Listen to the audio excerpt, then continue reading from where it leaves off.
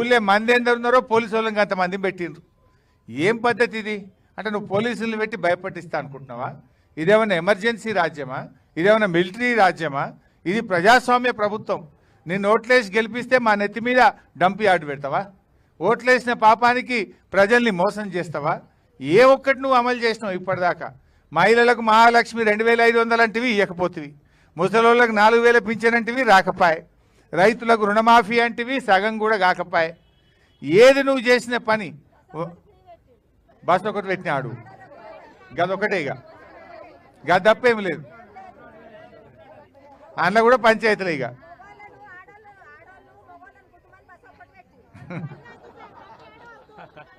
So ఈ రకంగా ప్రజల్ని ఇబ్బంది పెడుతున్నావు. సో ఇప్పటికైనా మా గుమ్మడిదల అక్కా చెల్లెళ్ళు, అన్నదమ్ముళ్ళు, మా రైతుల అభిప్రాయాలను గుర్తుపెట్టుకొని తక్షణమే ఈ డంప్ యార్డ్ను ప్రజలకు ఇబ్బంది లేని చోట, గ్రామాలు లేనటువంటి చోట, రైతులకు ఇబ్బంది లేని చోట పెట్టాలి తప్ప ఇక్కడ ఈ గుమ్మడిదలలో ప్యారానగర్లో పెట్టొద్దని ప్రభుత్వాన్ని మేము కోరుతా ఉన్నాం. తప్పకుండా మీ యొక్క అంశాన్ని రేపు అసెంబ్లీలో కూడా మాట్లాడతాం. రేపు మళ్ళీ అసెంబ్లీ బడ్జెట్ సమావేశాలు స్టార్ట్ అవుతున్నాయి. ఇలా మీరు ఎట్లా పోరాడుతున్నారు? ఓనాడు బర్రెలు పెట్టిండ్రు, ఓనాడు గొర్రెల్ని పెట్టిండ్రు, ఓనాడు మహిళలు కూస్తున్నారు, ఓనాడు పిల్లలు కూస్తున్నారు, ట్రాక్టర్ల ర్యాలీ పెట్టిండ్రు.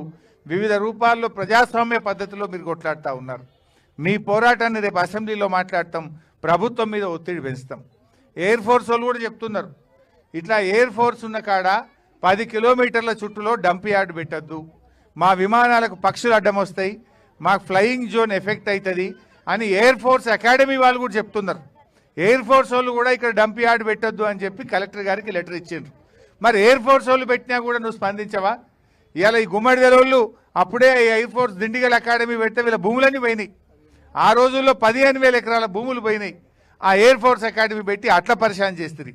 ఇప్పుడు మళ్ళా డంప్ యార్డ్ పెట్టి ఉన్నోళ్ళను బతకనియకుండా ఇట్లా పరిశాన్ చేయబట్టింది. సో ఇప్పుడు ప్రజల అభిప్రాయం చూసినా, ఎయిర్ ఫోర్స్ అకాడమీ అభిప్రాయం చూసినా, ఏ రకంగా చూసినా డంప్ యార్డ్ ఇక్కడ పెట్టడం అనేది శ్రేయస్కరం కాదు. ఆలోచన విరమించుకోండి, మీ టిప్పర్లు వాపస్ తీసుకోండి, మీ పోలీసు వాళ్ళందరినీ కూడా వెనక్కు తీసుకొని ఇక్కడ ప్రజాస్వామ్య పద్ధతుల్లో ప్రజల ఆలోచనల్ని గౌరవించాలని చెప్పి కూడా ఈరోజు మేము డిమాండ్ చేస్తూ ఉన్నాం. ఇప్పటికైనా నువ్వు కళ్ళు తెరవక మొండిగా పోతే మాత్రం నీకు తగిన శాస్తి తప్పదు. రేపు మరి నువ్వేం శాశ్వతం కాదు, నువ్వేం పర్మనెంట్ కాదు. కానీ ఇట్లా నువ్వు నీ చేతుల అధికారం ఉందని పోలీసు వాళ్ళని పెట్టో, మిలిటరీని పెట్టో బలవంతంగా పనిచేయదు. కోర్టు ఆర్డర్ ఇచ్చింది కదా, కోర్టు ఆర్డర్ ఇచ్చినాకనే బుద్ధి రాదా నీకు? హైకోర్టు చెప్పినాక కూడా పనులు ఎట్లా కొనసాగిస్తావు? హైకోర్టు పనులు ఆపండి అని చెప్పింది, ఒక్కసారి కాదు 2 సార్లు చెప్పింది. ఇవాళ కోర్టు చెప్పిన తర్వాత మీరు పనులు ఎట్లా ఎందుకు ఆపరు? పనులు ఎట్లా కొనసాగిస్తారు? మీరు ఇంకా బోర్లు వేస్తున్నారు అక్కడ, ఇంకా రోడ్లు వేస్తున్నారు అక్కడ. ఎట్లా రోడ్ వేస్తారు? హైకోర్టు యాజ్ ఇట్ ఈజ్ ఆపండి, సర్వే చేయండి, ప్రజల అభిప్రాయాలు తీసుకోండి, ఈ ఎయిర్ ఫోర్స్ అకాడమీ ఇచ్చిన అభిప్రాయాన్ని దృష్టిలో పెట్టుకోండి అని కోర్టు చెప్పినాక కూడా మీరు ఇంకా కూడా రోడ్లు వేస్తూ ఉన్నారు. తక్షణమే ఆ రోడ్డు పనులు ఆపాలి. నేను అడుగుతున్న జిల్లా కలెక్టర్ గారిని, రేపు మీరే బాధ్యత వహించాల్సి ఉంటుంది. రేపు కోర్టు నిన్నే హైకోర్టుకు పిలుస్తుంది. రేపు కలెక్టర్గా హైకోర్టు ఆర్డర్ను అమలు చేయకపోతే ఆ బాధ్యత కలెక్టర్ గారి మీదనే ఉంటుంది.